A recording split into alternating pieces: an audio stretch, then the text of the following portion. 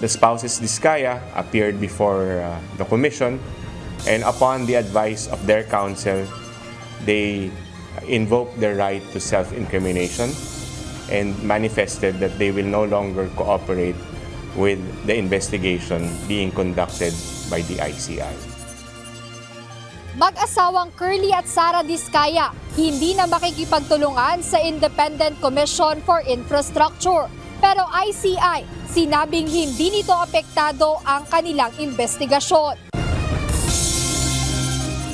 Pero we would want the House to be able to enact their own policy para hindi lang ho ito pagsasarili ng mga disclosures po ng paisa-isa ng mga kinatawan. Paglalabas ng panuntunan sa pagsapubliko ng SALE ng mga kongresista, ipinanawagan sa liderato ng Kamara. Sir, maliwanag naman yung batas that has to be made available for transparency and accountability. SALN pwedeng mapagkunan ng ebidensya laban sa mga opisyal ng pamahalaan na may tinatagong nakaw na yaman ayon kay Senador Kiko Pangilinan. So ito ay sasubmit natin sa ICI kasi nga nag-create na ang ating presidente ng Infrastructure Commission. Meron na rin tayong invitation sa ICI at magsasubmit ako ng mga kasi nasabi ko na to sa Kongreso na nag-iimbestiga ako ng mga ganitong naponduhan pero hindi operational. Nasa halos 300 non-operational na ospital at health centers na nadiskubre ng Department of Health isusumiti sa Independent Commission for Infrastructure.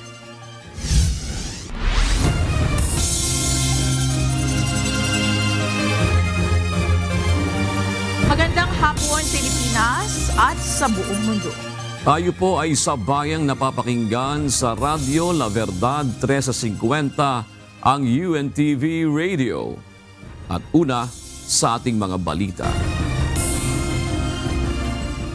Umaba ang trust rating ni Pangulong Ferdinand Marcos Jr. at Vice President Sara Duterte ayon sa pinakabagong survey ng social weather stations. Kasabay nito, lumabas naman sa hiwalay na survey ng Pulse Asia na mas nagtitiwala ang mga Pilipino sa media kaysa sa mga ahensya ng gobyerno pagdating sa paglaban sa korupsyon. Ito ang balita ni Joanano. Mas kaunti na ang Pilipinong nagtitiwala kina Pangulong Ferdinand Marcos Jr. at Vice President Sara Duterte. Ito ang lumabas sa pinakabagong SWS survey na kinomisyon ng think tank na Stratbase. Ayon sa naturang survey, 43% lang ang trust rating na nakuha ng Pangulo na mas mababa ng 5% sa 48% itong nakuha noong Hunyo. 36% ang nagsabing may kaunti silang tiwala sa Pangulo, habang 21% naman ang undecided. Samantala, pagdating naman kay Vice President Sara Duterte, 53% ang nagsabing tiwala sila sa pangalawang Pangulo. Pero ito rin ay mas mababa kumpara sa mga nakaraang survey na 61%. 28% ang nagsabing may kaunting tiwala sila kay VP Duterte at 18% naman ang hindi tiyakan sagot. Isinagawa ang survey ilang araw matapos ang malawakang kilos protesta laban sa korupsyon noong September 21, kaugnay ng umano'y maanumalyang multi-billion peso flood control projects ng gobyerno. Ayon sa Stratbase, ang pagbaba ng ratings ay patunay na mas nagiging mapanuri ang publiko sa mga lider ng bansa at mas hinahanap ang konkretong resulta ng pamamahala. Sa hiwalay naman na survey ng Pulse Asia, lumabas na media ang pinagkakatiwalaan ng mga Pilipino ngayon pagdating sa paglaban sa korupsyon.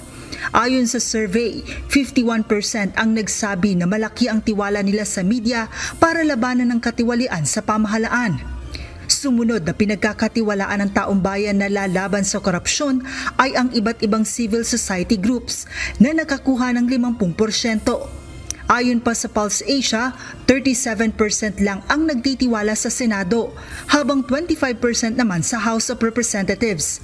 Ang Office of the Ombudsman ay may 39% trust rating at ang bagong tatag na Independent Commission for Infrastructure o ICI ay nakakuha lamang ng 23%, kung saan 56% ng mga Pilipino ang hindi patiyak sa kredibilidad nito. Habang nakuha ng Department of Public Works and Highways ang pinakamababang tiwala ng publiko, kasunod ng pagkakasangkot nito sa mga katiwalian sa infrastructure project ng pamahalaan. Base rin sa survey, halos lahat o 97% ng mga Pilipino ang naniniwalang laganap na ang korupsyon sa pamahalaan. Ang survey ay isinagawa mula September 27 hanggang 30, 2025 sa 1,200 respondents mula sa iba't ibang panig ng bansa. Joan Nano, UNTV News and Rescue. Diyos ang aming sandigan, serbisyo publiko ang aming pinahahalagahan. Hinikayat na ilang mambabatas ang liderato ng Kamara na maglabas ng panuntunan sa pagsasapubliko ng Statement of Assets, Liabilities and Net Worth o SALN ng mga kongresista. Muli naman tiniyak ni Speaker Bogie D. III na handa itong pangunahan ang pagsasapubliko ng SALN kung kinakailangan. Ito ang balita ni Rosalie Cos.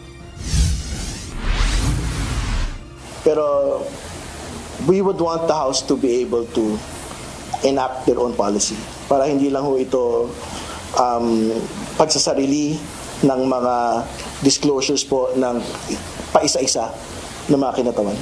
September 10, 2025 pa na ihain ng Akbayan Party List ang House Resolution No. 271 na layong utusan ng Secretary General ng Kamara na gawing available sa publiko ang Statements of Assets, Liabilities and Net Worth o SALN ng House members alang-alang sa transparency at accountability. Gayunman, nakabinbin pa ito sa House Committee on Rules. Ngayong tinanggal na ni bagong Ombudsman Crispin Remulla ang restrictions sa public access ng SALN, hinikayat din ito ang Kongreso na i-align ang practices ng mga ito sa kanilang polisiya. Ayon kay Bicol Saro Party List Representative Terry Ridon na co-chairperson ng House Committee on Infrastructure, hindi kinakailangang hintaying maipasa ang resolusyon para maisapubliko ang SALNs ng mga kongresista. Kaya hinikayat din ito ang House leadership na maglabas na ng panuntunan kaugnay nito. Pero ngayon, I think the House will have to make its own policy without having to wait for the Ombudsman. Ang totoo, we don't have to wait for the House resolution to actually be approved. No? If the House leadership deems it very important and very significant to restore public trust in government, and which is basically what the Speaker stated in his Congress break speech. No? I think the House leadership can do it on its own. Pagtitiyak naman ni House Speaker Bogie D. III, pangungunahan niya ang pagsapubliko ng SALN kung kinakailangan. Gayunman, anya, mag-uusap-usap pa lang ang mga miyembro ng Kamara kung papaano ang magiging panuntunan sa paglantad ng SALN ng mga kongresista. Ayon naman kay House Deputy Minority Leader at mamayang Liberal Party List Representative Leila de Lima, hindi naman talaga dapat itinatago at pinahihirapan ang pagsapubliko ng SALN. Ito anya ang dahilan kung bakit isinusulong nila mga mambabatas sa Liberal Party na gawing mandatory ang paglantad sa mga SALN ng lahat ng public officials, kabilang na ang Presidente, Vice-Presidente at iba pang high-ranking officials. Sa pamagitan anya ito ng panukalang People's Freedom of Information Act. Rosalie Cos, UNTV News and Rescue. Diyos ang aming sandigan, serbisyo publiko ang aming pinahahalagahan. Maaaring gamitin ang Statement of Assets, Liabilities and Net Worth o SALN sa pagtukoy kung nakaw na yaman ang isang opisyal ng gobyerno. Ito ang inihayag ng isang senador kaugnay ng usapin sa pagsasapubliko ng SALN. Wala namang nakikitang problema ang ilang senador kung bibigyan ng access ang publiko sa kanilang mga SALN. Ito ang balita ni Asher Cadapan Jr. Maliwanag naman yung batas that has to be made available for transparency and accountability. Handang ilabas si Senador Francis Pangilinan ang kanyang Statement of Assets, Liabilities and Net Worth o SALN. Ito ay sa gitna ng mga issue ng katiwalian, partikular na mga anomalya sa flood control projects ng pamahalaan. Ayon kay Senador Kiko, tama lamang na ibalik ang dating patakaran kung saan ginagawang available ang SALN kapag may humiling nito. Ito ay matapos higpitan ang access sa naturang dokumento noong 2020 ni dating Ombudsman Samuel Martires dahil nagagamit umano ito sa paninira. Ngunit naniniwala si Pangilinan na maaaring makasangkapan ng SALN sa pagpigil sa korupsyon. Definitely, dahil kasi ang anti-graft laws natin, pagka hindi commensurate dun sa income, yung wealth, ano yun? Prima facie evidence na yun, na ill-gotten. It's now the burden of proof on the part of the public official na patunayan na hindi ill-gotten yun. Welcome development naman para kay Senador Sherwin Gatchalian ang pag-alis ng restriksyon sa SALN ni newly appointed Ombudsman Crispin Remulla. Paliwanag ng mambabatas, mas madaling malaman ang kinikita ng public servants at ano ang kanilang negosyo kung isa sa publiko ang naturang dokumento. Wala rin anyang dapat maging problema sa paglalabas ng SALN kung wala namang itinatago ang isang opisyal o kawani ng gobyerno. Binigyan din naman ni Senador Win Gatchalian ang kahalagahan ng katapatan sa pagdedeklara ng SALN. Gayon din ang pananagutan ng mga hindi magsasabi ng totoo sa kanilang deklarasyon. Self-declaration ng SALN. So, ibig sabihin, nasa iyo yan. Honesty system yan. So, ibig sabihin, yung mga linalagay mo doon, honest ka. Pero for example, may hindi ka linagay doon na negosyo, o may hindi ka linagay doon na bank account, then, pag yan lumabas later on, you'll be, pwede ka makasuhan. And that's a ground for banning from holding public office. Nagbahagi rin ng saloobin si Senador Bam Aquino sa paglalabas ng SALN ng government officials. Mahalagaan niya ang pagiging normal ng transparency at isa ito sa mga unang hakbang patungo sa hinahanap ng taong bayan na mas malinis na gobyerno sa ating bansa. Alam mo, unang pasok ko pa lang sa gobyerno, 24 years ago, meron ng SALN requirement. Nawala lang ito through the past years. Kaya nararapat lang na binalik ito ng ombudsman na mga SALN ay dapat isa sa publiko. Magandang hakbang ito para masimulan na ang paglilinis ng ating gobyerno. Nagboluntaryo na rin si Senador Robin Hood Padilla na unahing ilabas ang kanyang SALN. Katulad niya ng talumpati sa plenaryo ng Senado patungkol sa freedom of information. Hinimok nito ang Senado na tanggapin ang hamon ng bagong ombudsman. Para naman kay Senador J.V. Ejercito, napapanahon nito dahil naghanap ng kalinawan ng publiko. Sa gitna ito ng skandalo sa flood control projects na yumanig sa gobyerno. Sa mensahe naman na ipinadala ni Senate President Vicente Soto III, sinabi nito na hindi na bago sa kanila ang pagsasapubliko ng SALN. Anya, pinayagan ang access sa SALN ng mga senador noong nauna siyang naging tagapangulo ng Senado noong 2018 hanggang 2022. Nakadepende anya ito sa pagsang-ayon ng bawat senador at pagkakaiba lang ay tinatanggal nila ang mga address ng kanilang mga property. Malaki anyang posibilidad ng pag-usapan ito sa caucus o pagpupulong ng mga miyembro ng Senado. Plano rin itong hingin ang permiso ng mga senador para rito, ngunit handa siya na gawin ito anumang oras. Asher Cadapan Jr., UNTV News and Rescue. Diyos ang aming sandigan, serbisyo publiko ang aming pinahahalagahan.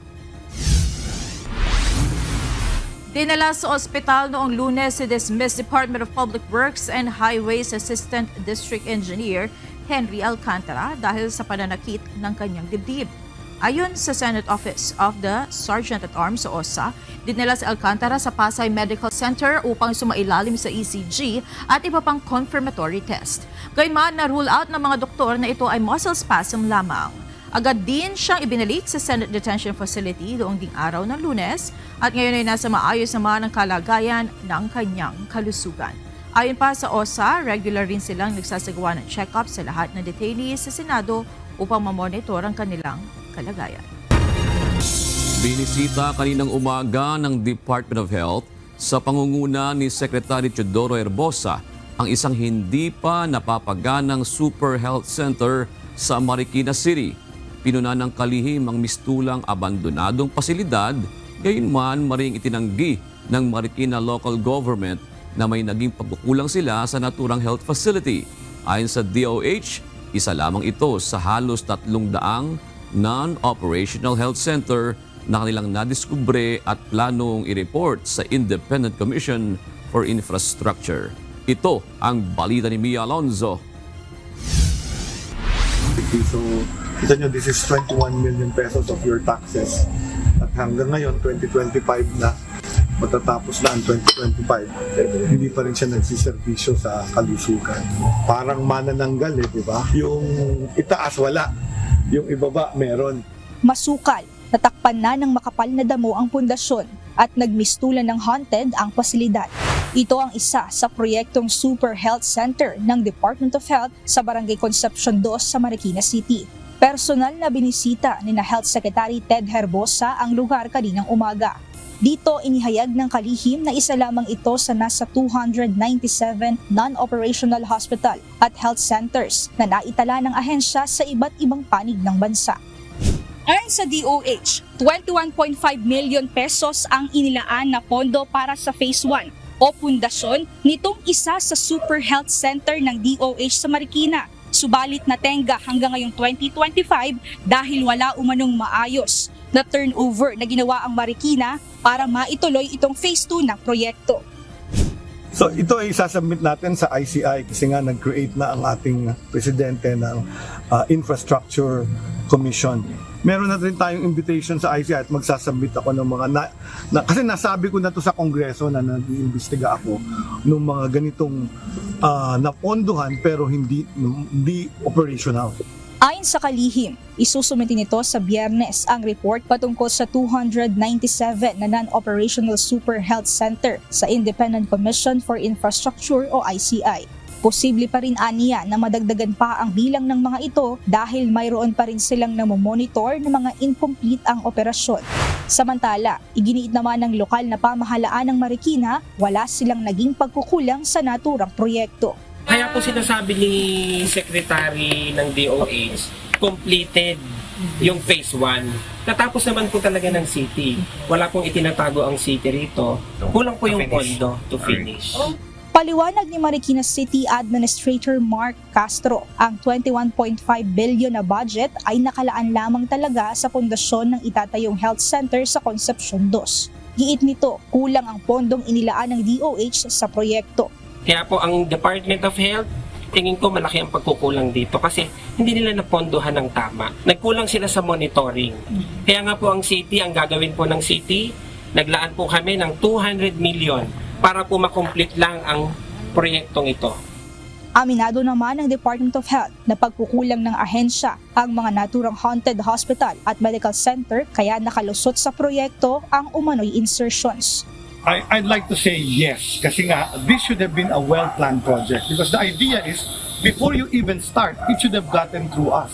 But that's my problem na-i-insertion ako Because of that, na-delay yung project na dapat natapos by 2022, nag-umpisa lang December 15 of 2023. Sa kabila nito, tiniyak ni Secretary Herbosa na sa ilalim ng proposed 2026 national budget ay tututukan ng DOH ang completion ng mga nakatenggang ospital at health centers upang mapakinabangan ito ng publiko. Nia Alonso, UNTV News and Rescue. Diyos ang aming sandigan, serbisyo publiko ang aming pinahahalagahan.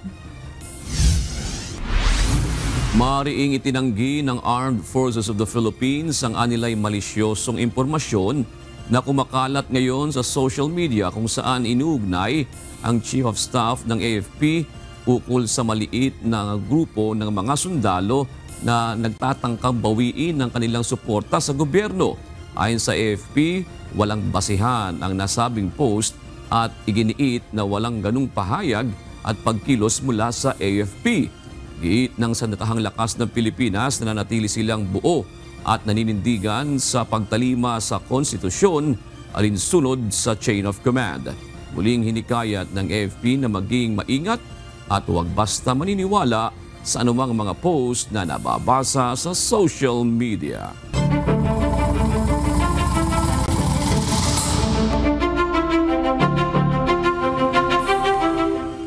Hindi na makikipagtulungan ang mag-asawang Curly at Sara Diskaya sa investigasyon ng Independent Commission for Infrastructure o ICI. Ito ang inihayag ni Attorney Brian Kit Hosaka matapos ang pagdinig ng komisyon ngayong araw. Mula sa Taguig City, ito ang balita ni Jed Neresina, live.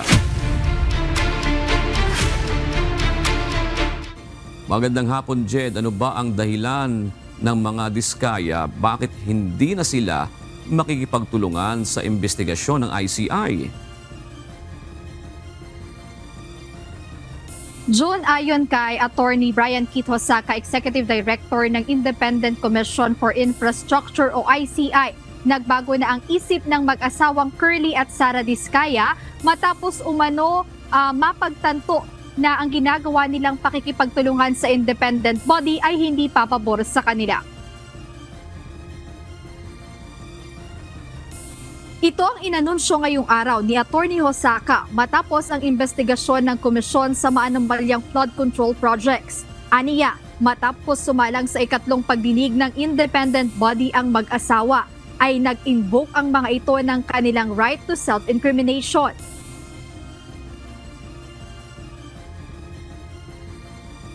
The spouses Diskaya appeared before the commission, and upon the advice of their counsel, they invoked their right to self-incrimination and manifested that they will no longer cooperate with the investigation being conducted by the ICI. Iginiit ng mag-asawang Diskaya na hindi magiging paborable sa kanila ang sitwasyon, lalo na ang hiling na sila ay maging mga state witness. They explained that they were thinking that when they cooperate before the ICI, they will be getting a favorable recommendation from the commission as state witness. Napanood din o nakita nila Curly at Sara ang naging pahayag ni ICI Commissioner Rogelio Babe Singson patungkol sa sarili niyang pananaw na wala siyang nakikitang tao na maaaring irekomenda ng komisyon bilang state witness. As far as they're concerned, I believe that they said that there was a statement by Commissioner Singson regarding his own personal take, yung sa kanyang opinion na as of now, he sees no witness or no person who may be recommended by the commission as state witness. However, I believe, and I saw the interview, that he qualified that as his own and not by the commission. September 30, 2025 nang humarap sa pagdinig ng Independent Commission for Infrastructure ang mag-asawang kontratista, kung saan dito sinabi ni Attorney Cornelio Samaniego III, tagapagsalita at isa sa mga abogado ng mga Diskaya, na tell-all na sila sa independent body. October 7 naman, ngayong taon nang humingi ng karagdagang panahon ang kanilang kampo upang i-retrieve ang ilang documents na nire-require ng komisyon sa kanila. Gayunpaman, iginiit ng ICI na tuloy pa rin ang kanilang investigasyon. Tiniyak ni Attorney Hosaka na may sapat pa rin silang mga ebidensya mula sa ibang testigo para buuin ang mga kaso na kanilang ihahain o irerekomenda sa Office of the Ombudsman. We are still continuing with our investigation, tuloy-tuloy pa rin. Kung ano man ang mga nasabi nila, kung ano man ang mga nasabi ng mga ibang testigo will be sufficient enough, no, for us to continue our investigation, build our cases, and file the necessary recommendations sa Ombudsman. Meron naman tayong magiging sources of information or evidence for us to build our case. Right now, I think we have, as far as they're concerned, anyway, they were able to appear before the commission, and that would stand. And we will take those into consideration still. June, bukod sa mga Diskaya, nakatakda rin sanang dumalo o marap sa Independent Commission for Infrastructure ngayong araw si dating DPWH o Department of Public Works and Highways Undersecretary Roberto Bernardo. Ngunit ayon kay Attorney Hosaka ay nagsumite ito sa independent body ng medical certificate at nireschedule na lang ang pagharap niya sa komisyon sa susunod na linggo. At sa mga susunod nga rin na linggo, June, ay inaasahan na may iba pang mga personalidad na sangkot dito sa mga anomalya sa flood control project sa bansa ang iimbitahan ng ICI sa patuloy nilang investigasyon kaugnay ng issue. Ayan muna update mula rito sa Taguig City. Balik sa inyo, June. Oo, Jed, maapektuhan ba nito yung mga naunang sinabi ng mga Diskaya sa mga pagdinig ng Senado at ng mababang kapulungan ng Kongreso? June, walang nabanggit ang Independent Commission for Infrastructure o ICI kung maaapektuhan yung mga naunang nabanggit o sinabi ng mag-asawang Diskaya sa Senado o kaya naman sa Kongreso. Ngunit kaugnay nito, tiniyak na ICI na yung investigasyon naman nila na ginagawa kaugnay sa mga anomalya sa flood control project sa bansa ay hindi maapektuhan kahit pa ay ayaw nang makipagtulungan ng mag-asawa dito sa ginagawa nilang investigasyon, June. Maraming salamat, Jed Deresina. Naniniwala ang Office of the Ombudsman na misguided ang mag-asawang Curly at Sara Diskaya sa kanilang desisyon na hindi na makipagtulungan sa investigasyon ng Independent Commission for Infrastructure o ICI kaugnay ng kontrobersyal na flood control projects. Sa isang pahayag, sinabi ni Ombudsman spokesperson Attorney Miko Calavano na ang pakipagtulungan sa pamahalaan ang natatanging opsyon ng mag-asawa sa ngayon. Sinabi rin ito na mapaglilingkuran ng kanilang pakikipagtulungan sa investigasyon ang interes ng taong bayan.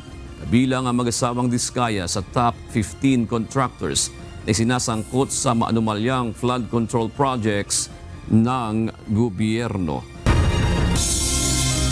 Inaprubahan na ng Department of Justice o DOJ ang panibagong Immigration Lookout Bulletin Order o ILBO na hinihiling ng Independent Commission for Infrastructure o ICI laban sa ilang personalidad na isinasangkot sa maanumalyang flood control projects. Sa inilabas na listahan ng ICI kanina, kabilang sa mga hiniling na mapasama sa ILBO ang 19 na individual. Kabilang na si dating Caloocan Congresswoman Mitch Cahayon-Uy at ang negosyanteng si Arturo Art Atayde. Noong Lunes lang, ipinadala ng ICI ang kanilang sulat sa DOJ para sa ILBO request na bahagi pa rin ng isinasagawang investigasyon sa issue ng anomalya sa flood control projects. Sinagot ni Pangulong Ferdinand Marcos Jr. ang iba't ibang mga issue tulad na lamang sa umano'y tangkang kudita laban sa administrasyon. Naniniwala naman ang Pangulo na pamumulitika ang nasa likod ng ilang mga nasa oposisyon na pilit na idinadawit ang kanyang pangalan sa flood control projects anomaly. Inihayag din ni PBBM ang kanyang posisyon sa ipinasang bersyon ng panukalang budget sa Kamara. Mula sa Malacanang, ito ang balita ni Nel Maribuhok live. Nel, kontento ba ang Pangulo sa ipinasang House version ng 2026 proposed budget?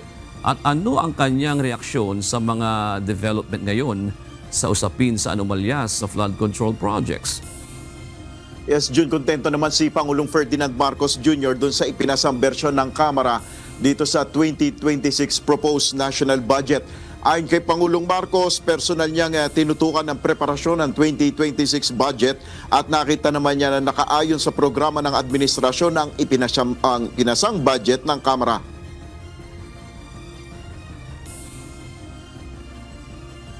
I do not think, from the last time that I saw the last version of the budget, wala naman ako nakita na humihiwalay doon sa plano ng national government.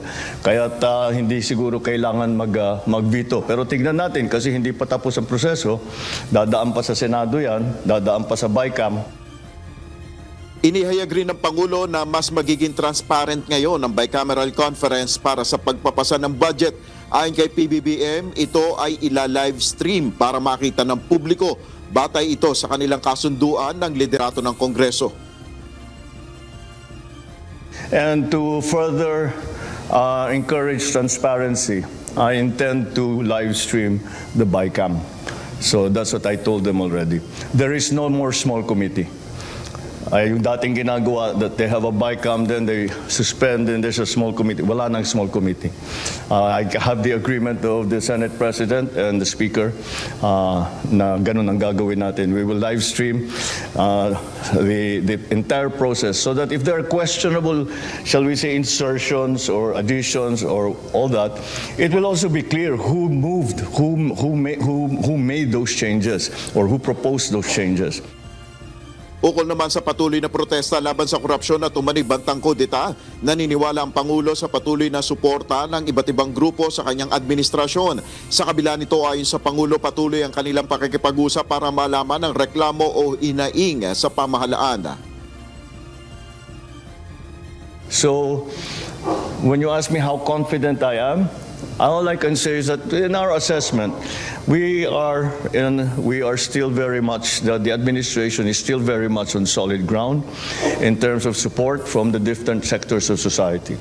However, we work very hard to continue to earn that support from them. Naniniwala naman si Pangulong Marcos na pamumulitika lamang ang nasa likod ng mga nagpipilit na idawit ang kanyang pangalan sa anomalya sa flood control projects. Ayon sa Pangulo, wala siyang tinatago at hayaan na lamang ang Independent Commission for Infrastructure na mag-imbestiga.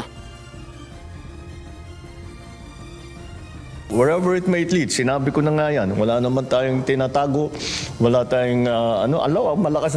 I know that there are several, the opposition would love to bring me into this, to include me in all of this. But that's politics. That is not to do about corruption. That is to do about politics. Gusto nila akong tanggalin. Yeah, sige, kaya nila gagawin lahat yung mga gagawin nila. Si PBBM na ilabas ang kanyang Statement of Assets, Liabilities and Net Worth o SALN kung ito ay hihingin ng mga kinaukulan. Kasunod dito ng pag-lift ng Ombudsman sa restrictions sa paglalabas ng SALN sa publiko. Suportado ng Pangulo ang naging aksyon na ito ng Ombudsman. And I was quite surprised to find out when I first came into office that that was no longer the case. That it was almost impossible, in fact, to get a copy of a People's SALN. And so we are just going back to the old procedure, and we will follow that. Whatever happens. Again, my SALN is I have again. It will be available to whoever would like to. Kung hingiin sa akin ng ICI, di siyempre bibigay ko. Kung hingiin sa akin ng Ombudsman bibigay namin. Jun, handa din si Pangulong Marcos na kung sakali ay iutos rin sa kanyang mga miyembro ng gabinete na ilabas ang kanilang SALN kung kinakailangan. At yan muna ang ating update. Balik sa iyo, Jun. Maraming salamat, Nel Maribuhok.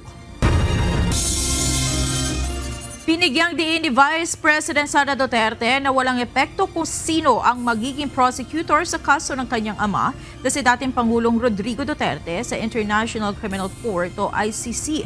Ito ay kasunod ng ulat na nadidiskwalipika si ICC Prosecutor Karim Khan sa kaso dahil umano sa conflict of interest. Bagamat aminado na hindi pa nababasa ang buong desisyon ng korte, naniniwala rin ang pangalawang Pangulo na may conflict of interest si Khan sa kaso dahil sa koneksyon niya sa mga saksi.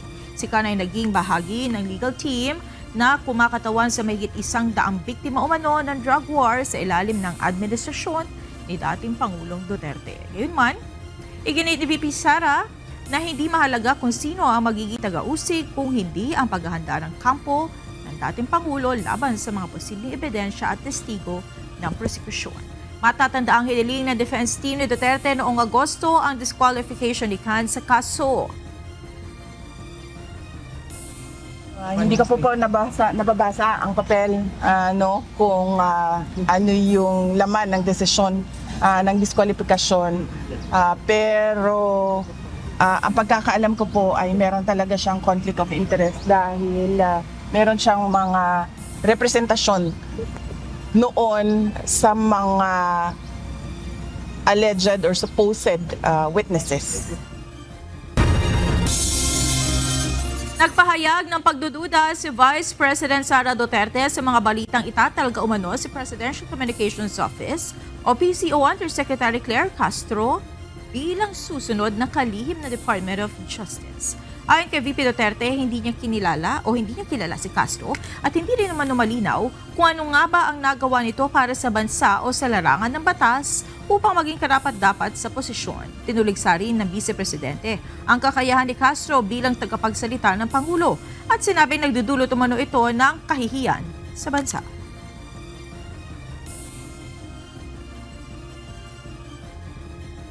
Hindi ko siya kilala at hindi ko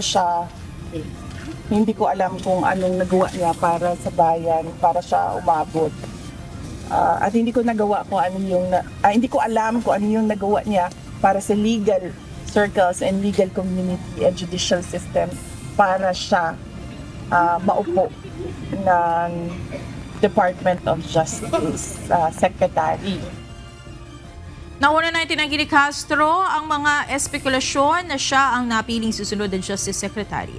Sa ngayon, wala pang inilalabas ang desisyon ng Pangulo kaugnay nito at itinalaga si Justice Undersecretary Frederick Vida bilang officer in charge ng DOJ matapos sirangin bagong ombudsman sa former Justice Secretary Boying Rimulya. Narito naman ang mga balita sa iba't ibang panig ng mundo na ihahatid ng ating global correspondent na si Ann Gonzalez mula sa Ho Chi Minh City, Vietnam.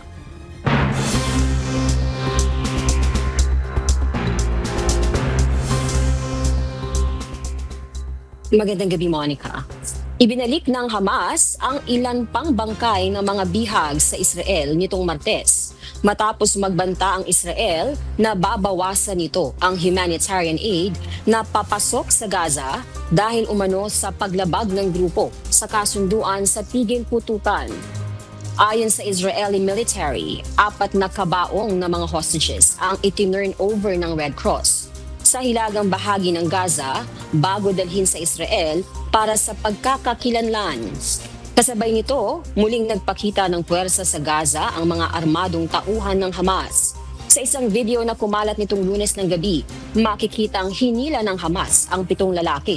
Iginapos, pinaluhod at saka binaril sa likod sa harap ng mga publiko sa Gaza City. Nagbanta naman si US President Donald Trump na gagamit siya ng puwersang militar laban sa Hamas kung hindi nito isusuko ang kanilang armas na kasama sa kasunduang pangkapayapaan na pinirmahan ng 2 panig.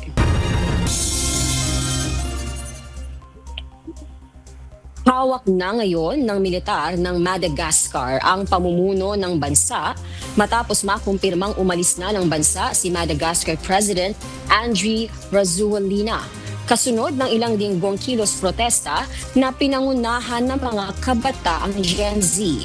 Ipinahayag ni Colonel Michael Randria Nurina, pinuno ng elite unit na CAPSAT. Sila na ang mamumuno sa bansa sa loob ng 2 taon habang bumubuo ng pansamantalang pamahalaan at naghahanda para sa bagong halalan. Sinuspinde ng militar ang ilang pangunahing institusyon kabilang ang Senado at tiniyak na isa sa alang-alang ang mga hinaing ng mga kabataang nagsimula ng protesta. Ang mga demonstrasyon ay nagresulta na sa pagkamatay ng hindi bababa sa 22 individual. Pinasabog ng US Navy ang maliit na sasakyang pandagat na pinaghihinalaang may lulang droga malapit sa Venezuela. Ito na ang ika-5 speedboat na pinaniniwalaan US President Donald Trump na mga narco-terrorist na nagpapasok ng iligal na droga sa US. 27 na ang namatay sa mga US airstrikes ayon sa Trump admin. Sa kanyang Truth Social post, giit ni Trump na dapat gamitan ng military force ang mga drug traffickers. Naganap ang airstrike ng US Navy sa international waters at nakumpirma umano ng US intelligence na sasakyan ng narcotic traffickers ang kanilang napasabog. Muling idinaos sa Javits Center, New York City, ang 2025 New York Comic Convention, isa sa mga pinaka-aabangang pop culture events sa buong mundo, kung saan muling nagtipon ang mga fans ng comics anime, cosplay at mga artists mula sa iba't ibang panig ng daigdig. Sa gitna nito, hindi nakaligtas sa economic challenges ang mga negosyante at artists na kasali sa Comic-Con, bunsod na mga ipinatutupad na taripa. Ito ang balita ni Clarence Shaughnessy.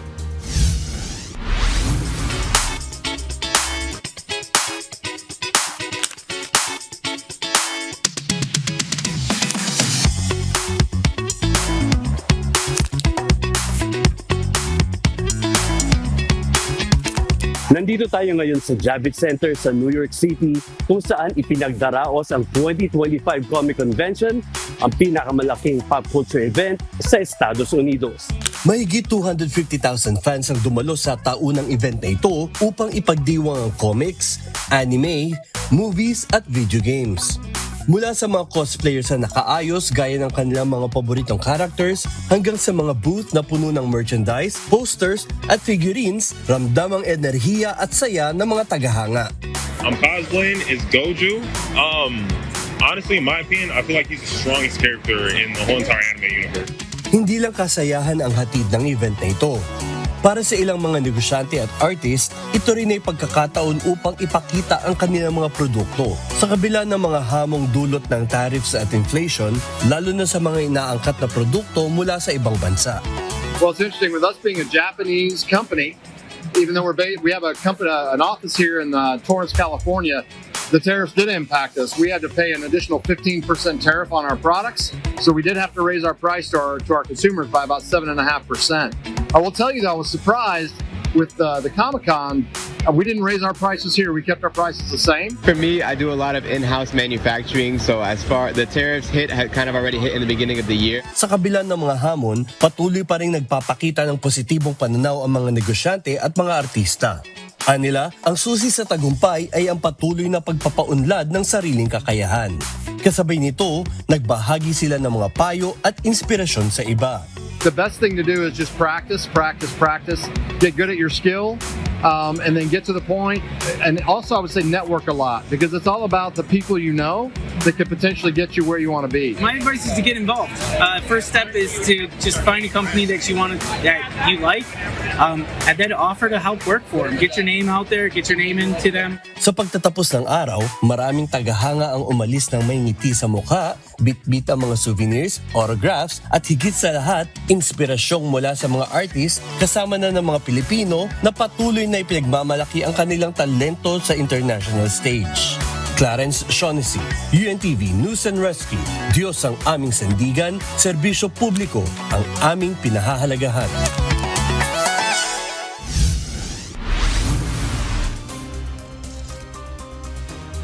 At yan ang mga balita mula sa iba't ibang panig ng mundo. Mula dito sa Ho Chi Minh City, Vietnam, ako si Ann Gonzalez. Magandang gabi. Hinahanap pa rin ng mga otoridad ang 2 overseas Filipino workers o OFW sa Hong Kong na napaulat na nawawala kamakailan. Ayon sa Department of Migrant Workers, mayroon ng lead sa posibleng kinaroroonan ng 2. Ito ang balita ni Ivan Alvarez. Let me just say na merong mga certain leads in terms yung huli nilang pakikipag-usap sa kanilang mga mahal sa buhay. Hindi na bumalik sa mga amo matapos mag-day off. Ito ang impormasyong dumating sa Department of Migrant Workers matapos mapaulat na 2 Pilipino sa Hong Kong ang nawawala noong nakaraang October 4. Kinilala ang mga ito na sina Aimee Mahilong Pabuaya, 24 years old, at Aleli Perez Tibay, 33 years old. Ayon sa DMW, nakausap na nila ang pamilya ng 2 at ibinigay ang mga impormasyong nakalap mula sa kanila na maaaring makatulong sa paghahanap ng mga otoridad sa Hong Kong. Nakipag-usap sila sa kanilang mga pamilya. They got in touch with their families at some point before the disappearance. Kinumpirma naman ito ng nakakatandang kapatid ni Aimee Pabuaya na si Irene. Anya, huling beses na nag-chat ang kanyang kapatid ay para sa ipapadalang pera sa kanilang ina. Ngunit bago pa ito ay mayroon ng naiikwento si Aimee sa kanya. Sabi niya, parang sobrang stress niya daw. Nasa stress daw siya doon sa Hong Kong. Yun yung mga sinasabi niya. Tapos, tinatanong ko siya kung bakit, ganon. parang nahihiya siyang sabihin sa akin kung ano ba talaga yung dahilan na nasistress siya. Samantala, kasabay ng paghahanap ng mga otoridad sa dalawang Pilipinong ito na nawawala sa Hong Kong, tiniyak ng Department of Migrant Workers na mayroong aasahan tulong ang kanilang mga kaanak dito sa Pilipinas. Admin PY Kaunan's team is already on the ground talking to the families, assuring them of support, the necessary updates. There will be a proper time for things like financial assistance that we could deliver. However, at this stage, ang mahalaga muna is to find them. Ayon sa kalihim, hindi rin tumitigil ang koordinasyon ng DMW maging ng Department of Foreign Affairs sa Hong Kong authorities para mapabilis ang paghahanap sa dalawa. Mayroon na ring abogado sa Hong Kong na hahawak sa legal proceedings o posibleng pag-usad ng kaso. Samantala, ayon naman kay Irene, nakikipag-ugnayan na rin sila sa mismong amo ng kanyang kapatid para makakuha ng pinakahuling update tungkol sa paghahanap kay Amy. Nananawagan naman ito sa pamahalaan at sa mga otoridad sa Hong Kong upang agarang makita ang mga ito. Kung saan man siya ngayon, if nagtatago sila or may nangyari man sa kanila, if kung sino mang makakita sa kanila, please contact na lang po sa police o pwede nyo rin akong ma-message sa Facebook, Irene SP po. Salamat talaga. Evan Alvarez, UNTV News and Rescue. Diyos ang aming sandigan, serbisyo publiko ang aming pinahahalagahan. Simula sa darating na Nobyembre, maaari na mag-apply ng electronic visa ang mga Chinese nationals sa ilang Philippine diplomatic offices sa buong China. Ayon sa Philippine Embassy sa China, layo ng naturang hakbang na lalo pa mapagtibay ang people-to-people exchange ng China at Pilipinas. Gayun din ang pagpapalakas ng turismo at kalakalan ng dalawang bansa sa kabila ng issue ng pinagtatalo ng teritoryo sa West Philippine Sea. Ayon kay Philippine Ambassador Jaime Flor Cruz, nananatiling isa ang China sa mga major source ng turista na bumibisita sa Pilipinas.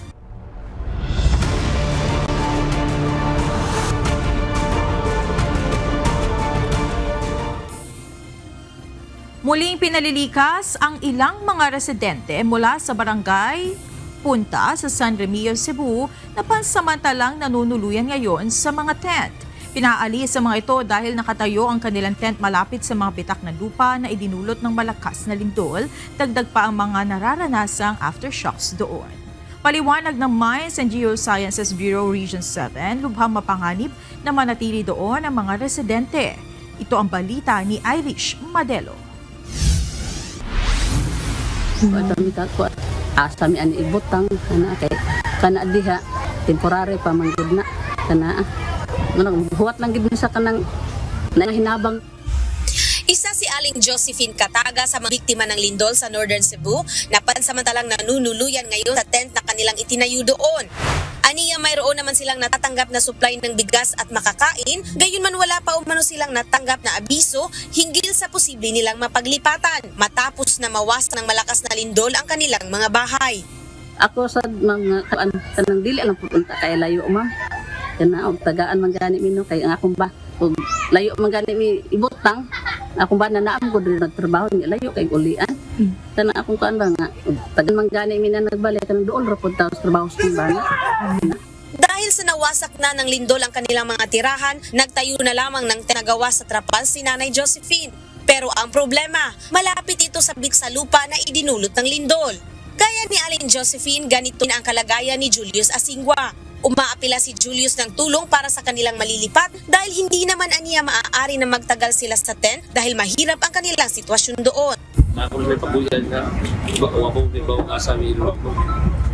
Istorya na po doon lang, pero ato-santo na rin, mapapot na rin, ay umita, bibigyan mo akong mabuyan. Kung sa mga diyan na, di naman na mabuyan po na mo ang yuta, kaya takilid na rin, tanan. Sa ilarang mo, matapot. Kung yung istorya ko sa iya po, gusto mo na, yatag sa mga. Basta, ay, depende rin matag. At dahil malapit rin sa mga bitak sa lupa, ang lugar na kinatatayuan ng tent ng ilang mga residente sa San Remigio, Cebu, sila ay i-relocate sa mas ligtas na lugar, kasama ng ilang mga biktima ng lindol na pansamantalang nanunuluyan sa mga tent. Una na Samantala, sinabi ng mga eksperto na mapanganib na sa mga residente ang manirahan pa malapit sa fault line, lalo't nararamdaman pa rin ang aftershocks dito sa Cebu kung kaya't patuloy ang pagbitak ng mga lupa. Nire-recommend namin kung may mga structures na ganyan for immediate relocation na lang sila. Evacuation and relocation kasi delikado talaga kung lalo na ngayon may mga aftershocks pa, posible siyang mahulog pa siya. Handa namang tumalima sa kautusan ng mga otoridad ang mga pinalilipat na residente. Pero pakiusap nila na sana'y mabigyan talaga sila ng malilipatan lalo't wala na silang mga bahay na babalikan pa. Irish Madelo, UNTV News and Rescue. Diyos ang aming sandigan, serbisyo publiko ang aming pinahahalagahan. Bunsod ng matinding pinsala at takot na maulit muli ang malakas na lindol, ayaw pa rin bumalik sa kanilang mga tirahan ng ilang mga residente sa coastal area sa Manay, Davao Oriental. Kaya naman kahit mahirap ang sitwasyon sa mga evacuation centers, mas pinipili na lamang nila dito muna manatili. Mula sa Manay, Davao Oriental, ito ang balita ni Gladys Tuwabi live.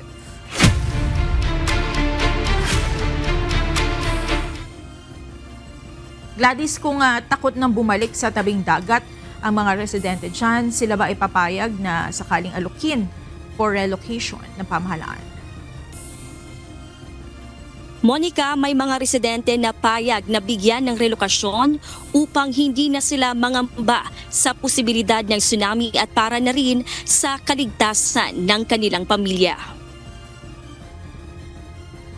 Nababalot pa rin ng takot ang mga residente sa Manay, Davao Oriental sa tuwing nakakaramdam sila ng mga aftershock. Bukod kasi sa malakas na pag-uga ng lupa, takot din ang mga ito sa posibilidad na magkaroon ng tsunami. Nang tumama ang malakas na lindol sa lalawigan, agad na nagtaas ng tsunami alert ang PHIVOLCS dahilan para lumikas ang mga residente mula sa mga baybaying lugar. Kaya naman marami rin ang mga nanatili ngayon sa evacuation center hanggang sa ngayon. Gaya na lamang ni Janet na kung saan mas ligtas aniya ang kanyang pamilya. Bagaman bahagya lamang ang naging sira ng kanilang bahay at maaari pa rin namang matulugan. Gayon na lamang ang trauma ni Janet sa nangyaring malakas na lindol kaya't ayaw pa rin nila na umuwi. Makuan pagod, matulugan pagod, ma'am. Akong kuan lang kanyang mga haligi sa kwarto ni bigay na yun siya ning kiling na. Ang ako kuan lang, kanang unsay sira sa among balay, kay importante may irang balay. Kan lang taga-alon tabi ka ng mga gamit ba para makatukod og bag-o or maka-repair mi sa balay namo. Dagdag pa niya, bukod sa pinansyal na tulong upang umaasa siyang matulungan din silang makahanap ng mas ligtas na lugar sa pamamagitan ng relokasyon. Pero mas maayo gud og i-relocate kay duol may og sapa. Ang sapa og dagat nag-connect na siya, ma'am. Tsunami alert ba gud ang kuan, ma'am, Manay. Muna akong gikabalakan kay mga anak na ko, lisod kayo ko nun, tulo ba akong anak. Samantala, labis namang nagpapasalamat si Rena May na nakaligtas sila ng kanyang mga anak sa kabila ng malakas na lindol na tumama noong Biyernes. Aniya, hindi niya gustong ilagay sa peligro ang buhay ng kanyang mga anak. Kaya nagdesisyon silang manatili muna sa Regional Evacuation Center. Hantod karon mangurog pa kung unting ano lang gani kanang gamay-gamay lang gani mangurog na ko. Grabe kahadlok, grabe ako kahadlok. Ang dagat mamug tubig. Wag kuan manglinog ang ingon sila ang tsunami alert mangud pagkalinog manggod. Ingon sila ngano ma-evacuate lang kan. Akong safety ra sa akong mga anak akong ginahuna-huna ng taon. Bahala naman sa basta akong mga anak masafety. Samantala, nawagan pa rin ng tulong ang probinsya ng Davao Oriental gaya ng mga construct materials upang makulong sa mga apektadong pamilya maipaayos muli ang mga nasirang bahay. Probinsya tinatayang nasa Higit 11,000 mga bahay ang nasira ng malakas na pagyanig. 752 ang totally damaged at 10,629 naman ang partially damaged. Nakikipag-ugnayan na rin sa Department of Social Welfare and Development o DSWD ang Manay LGU upang makahingi ng karagdagang family tent. Sa ngayon ay meron lamang 10 cents na ginagamit ang Manay LGU na mula sa DSWD. Monica, sa kasalukuyan ay nasa state of calamity ang Davao Oriental upang mapabilis ang paghahatid ng tulong sa mga apektadong pamilya. Patuloy din ang pakikipag-ugnayan ng probinsya sa mga national agencies para sa relief operations at rehabilitation matapos ang sunod na lindol dito sa Davao Oriental. Yan muna ang ating update mula rito sa Manay, Davao Oriental. Balik sa iyo dyan, Monica. Maraming salamat, Gladys Suwabi. Sinalakay ng mga operatiba ng Philippine National Police, Criminal Investigation and Detection Group ang isang illegal na refilling station ng liquefied petroleum gas o LPG sa Batangas kamakailan. Sa naturang operasyon, 3 individual ang arestado at mahaharap sa mga kaso. Ito ang balita ni Lea Ilagan. Ang ating pong CIDG Regional Field Unit 4A ay nagsagawa ng isang operations against liquefied petroleum gas products na allegedly ay illegal. No? Cross-filling, pinaka-specific violation is cross-filling ng tangke. Huli sa akto ang 3 individual na illegal na nagre-refill ng tangke ng liquefied petroleum gas o LPG sa Batangas. Ayon kay Criminal Investigation and Detection Group o CIDG spokesperson, Police Major Helen de la Cruz, niraid ng kanilang mga operatiba ang illegal na refilling station matapos na makatanggap ng reklamo mula sa mga lehitimong may-ari ng mga cylinder na nire-refill ng mga ito. Ang ating pong complainant dito ay ang Regasco or ang Republic Gas Corporation. Ang ating pong operation ay nag-result sa pagkahuli ng 3 individual na mga suspects. They were caught while allegedly engaging in illegal cross-refilling of liquefied petroleum.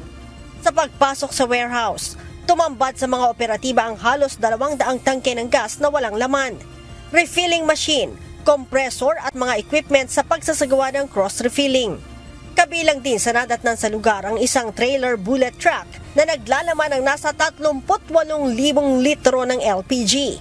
Sinabi ni Major de la Cruz, sa kabuuan, aabot sa 7.8 million pesos na halaga ng mga gamit sa cross-refilling ang kanilang nakumpiska.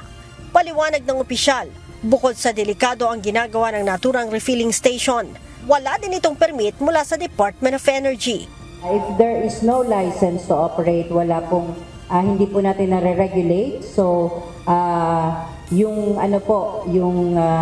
danger sa public safety ay maaaring magkaroon dahil po hindi regulated itong yung mga cylinders. It is unlawful for any person without the written consent of the registered manufacturer, bottler, or seller to fill, sell, dispose of, buy, traffic in, or destroy containers marked with ownership marks or to use them for purposes other than those registered by the owner. Ang 3 na aresto ay nahaharap na sa patong-patong na kaso.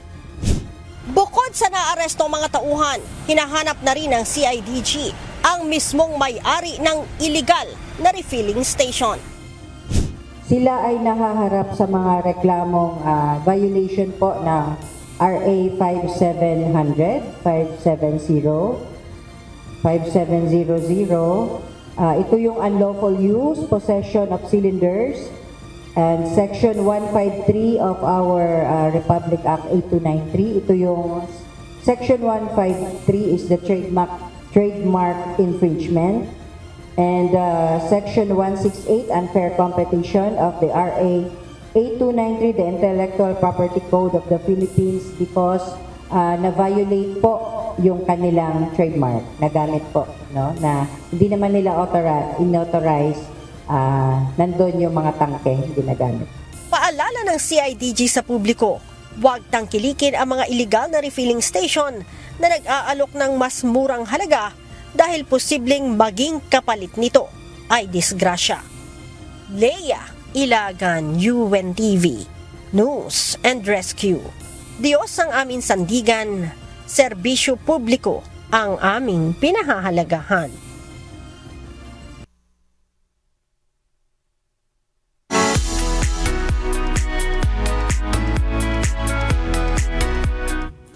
Kinilala ng Condé Nast Traveler ang Boracay, Palawan at Siargao bilang kasama sa top 10 islands in Asia para sa taong 2025 ayon sa Reader's Choice Awards ng US-based luxury travel magazine. Nakamit ng Boracay ang ika-4 na pwesto na sinundan ng Palawan sa ika-5 pwesto at ng Siargao sa ika-7 pwesto batay sa boto ng mahigit 700,000 global travelers. Nanguna naman sa listahan ang Phuoc sa Vietnam at pumangalawa ang Langkawi sa Malaysia habang pangatlo ang Koh Samui sa Thailand at Bali sa Indonesia ang 6th place. Kasama din ang Andaman Islands sa India, Phuket at Phi Phi Islands sa Thailand sa hanay ng mga kinilalang destinasyon.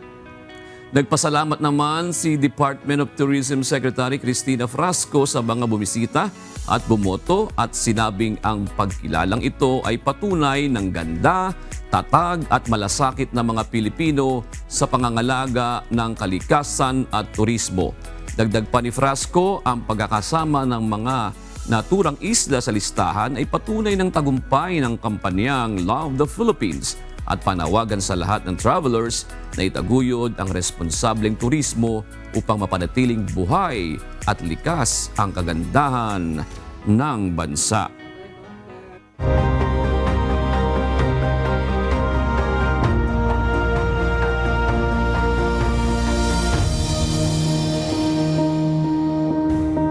Tumugon sa panawagan ng Members Church of God International o MCGI para makaipon ng karagdagang supply ng dugo sa probinsya ng Masbate. Kasunod ito ng mga kalamidad na nangyari sa lugar gaya ng Bagyong Opong. Ayon sa Philippine Red Cross, pansamantala rin kasing nabinbin ang isinasagawa nilang blood donation drive kaya kulang na kulang ang supply. Bukod dito, nakisa rin ang MCGI sa pamamahagi ng relief goods para sa mga naapektuhang residente. Ito ang balita ni Jerry Galicia.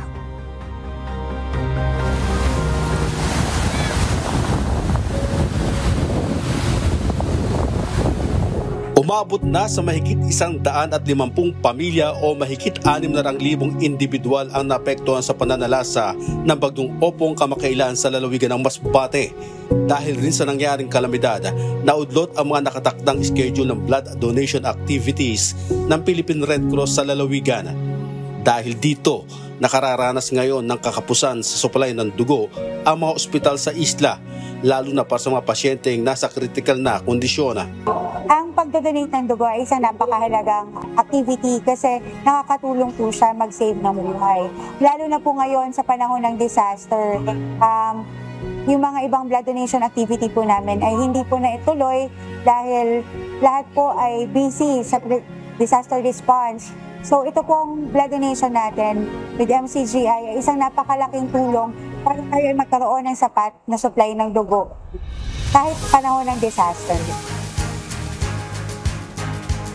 Bilang tugon, tumulong ang Members Church of God International o MCGI sa pagsasagawa ng blood donation drive upang matugunan ang kakulangan sa supply ng dugo sa lalawigan. Ilan sa kanila ay nag-donate na rin ng kanilang dugo para makabawas sa pangangailangan.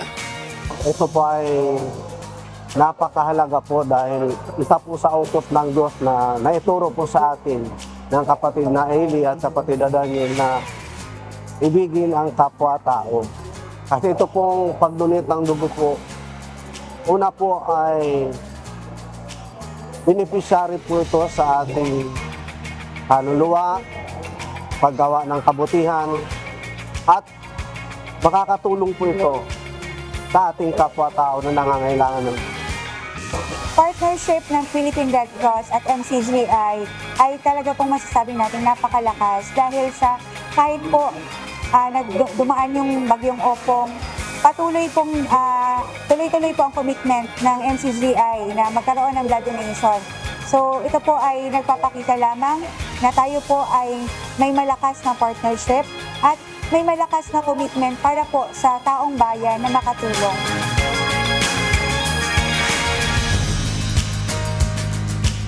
Kasabay nito, patuloy naman ang pagdating ng tulong para sa relief operations ng Provincial Disaster Risk Reduction and Management Council sa mga nasalanta.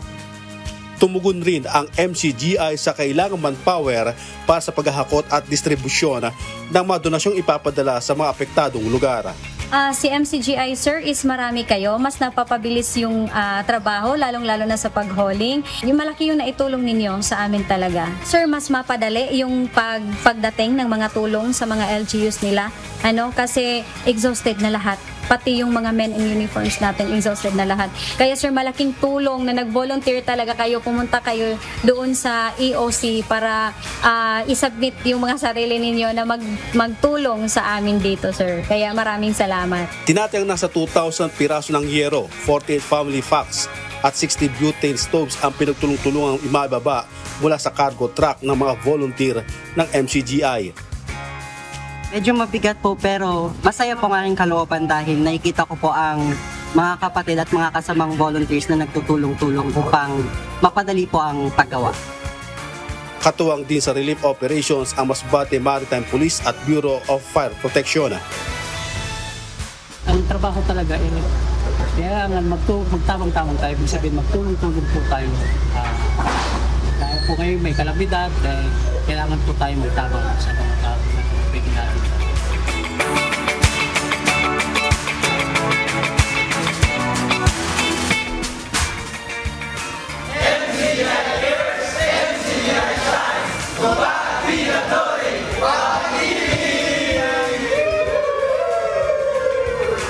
Jerry Galicia, UNTV News and Rescue. Diyos ang aming sandigan, serbisyo publiko, ang aming pinahahalagahan.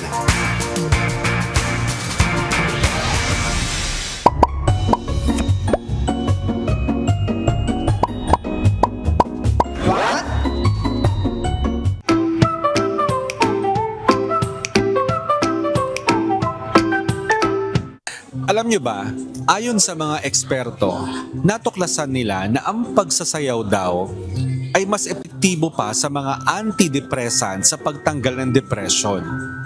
Yes, you heard that right. Ang pagsasayaw, hindi lang siya pampasaya, isa rin siyang gamot. Sa isang meta-analysis ng 218 clinical trials na may mahigit 14,000 participants, ang nagsabing ang dance o pagsayaw nakakatulong magpababa ng depression symptoms.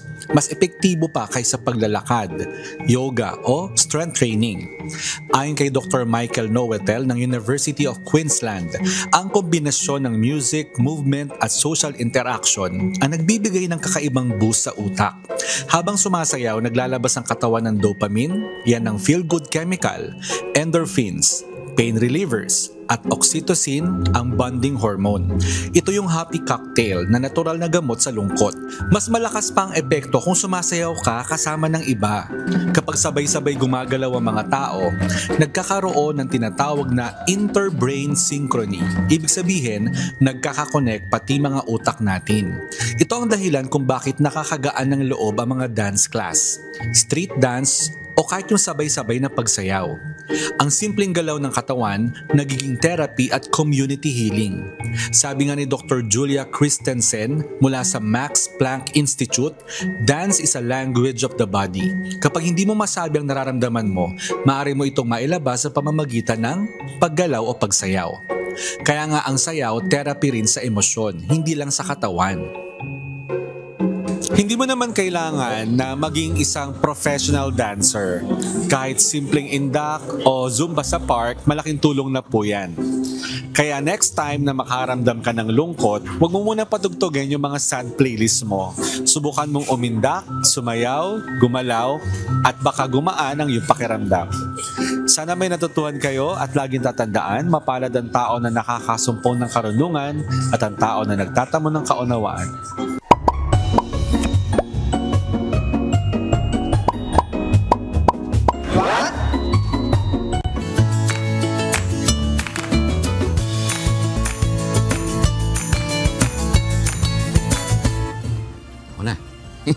Narito na po ang ating mga kausing araw po ng Miyerkules. Salamat po, shoutout kina Romeo Estepa, Armando Cato at Elsa Anoya. Gayon din kay Marilyn Lacheras, Floro Cabinta at Guillermo Estrada. Mga kasambahay, kung may mga istorya po kayong nais balikan sa Ito Ang Balita, pwede niyo po ito muling mapanood sa aming mga official social media account. Magtungo lamang po sa UNTV News and Rescue YouTube channel at i-click ang subscribe button. Gayon din sa aming Facebook, Instagram, X at TikTok accounts. Mapapanood nyo rin po dito ang iba pang news programs ng UNTV at iba pang video ng nag-iisang public service channel. Kaya subscribe, like, and share. Narito naman ang salita ng Diyos na ating sandigan mula sa Aklat ng Kawikaan 19:5 na nagsasabi, ang sinungaling na saksi ay walang pagsalang parurusahan at ang nagsasalita ng mga kasinungalingan ay hindi makatatahan.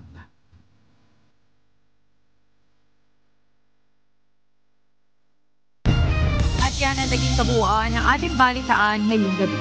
Aming inilahad ng buong katapatan kung paano namin nasaksihan. Kayo po'y makapagtitiwala ng aming nakita at narinig, ang aming ibinabalita. At dito po sa UNTV, Diyos ang aming sandigan, serbisyo publiko ang aming pinahahalagahan. Magandang gabi po.